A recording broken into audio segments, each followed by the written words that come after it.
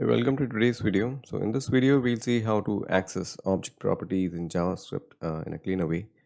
So I'll show you the normal way how we do it, and then we'll go for a much cleaner approach. So I'll start by creating a simple object, obj, and it will be having one property called name, give it some value, and a nested object called info, which has something called age. Now this should be fine for the time being. So how do you access age from this thing? We'll define a variable and we'll access it like obj.info.age. So that gives us the age. Now, what happens if something doesn't exist there, like info? If info is not there, let's say I'm trying to access age from info1. It throws an error like this saying like cannot read property age of undefined. Now here undefined is info1. So how do you check for undefined and all? We can simply check if this thing exists or not.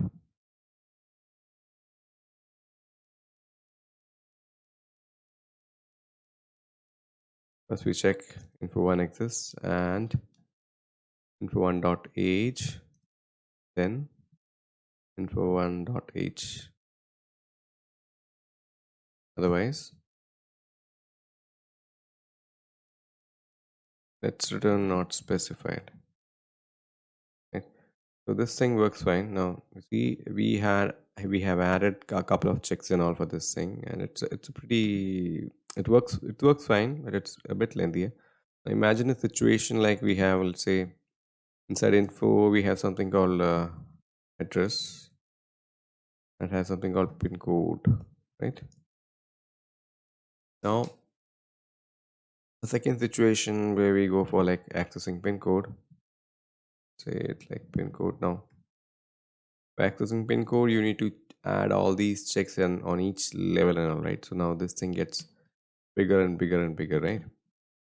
So how do you deal with this thing? So instead of simply checking for checking for whether it's null or undefined on each level, you can simply go for something called optional chaining in JavaScript. So what that does is this is syntax of optional chain, like question mark and a dot. So how do you use that thing? It's like obj dot.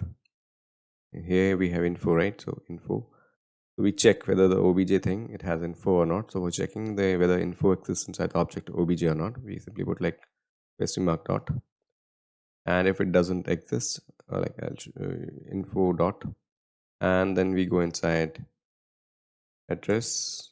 We check whether that exists or not.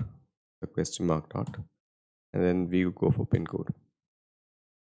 And if I go and log pin code, you see it gets the value. Now let's say if one of these values doesn't exist, let's say it's not address is not that, let's say it's address 1. So what happens? That simply turns to undefined, right? See, simple, right? Similarly, if info is not there, I go for info, it simply turns to undefined. So whenever it finds an undefined value anywhere, it simply returns undefined from there without throwing that error that you saw earlier. It makes our task pretty much easier and the code pretty much cleaner. Now, in conjunction with this thing, we can add something like, let's say the last value, which is returning, what do you call, let's say pin code, right? So if I add something called, let's say we are checking for pin code and country. So let's say I'm trying to access country. So it throws undefined, right? So now let's say if you don't want undefined to be thrown out, you can use something called, null coalescing operator. Null coalescing operator, which is denoted with double question mark. Whenever this thing happens, what we can do is we can throw a default value for this thing like not specified, probably right now, not specified, right? Country not found, maybe. Yeah, country not found, right? So that makes our code a bit more cleaner compared to what it was earlier, right? Now in this video, I hope you understand like how to access the object properties in a much cleaner way using these two things. So in this tutorial, you learned about two things actually. One called optional chaining, is denoted by a question mark and dot, and null coalescing operator,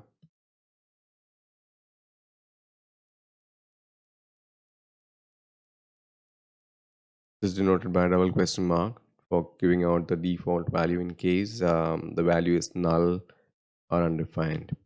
Using these two operators, you can write a much cleaner code while accessing object properties in JavaScript. I hope you find this video useful.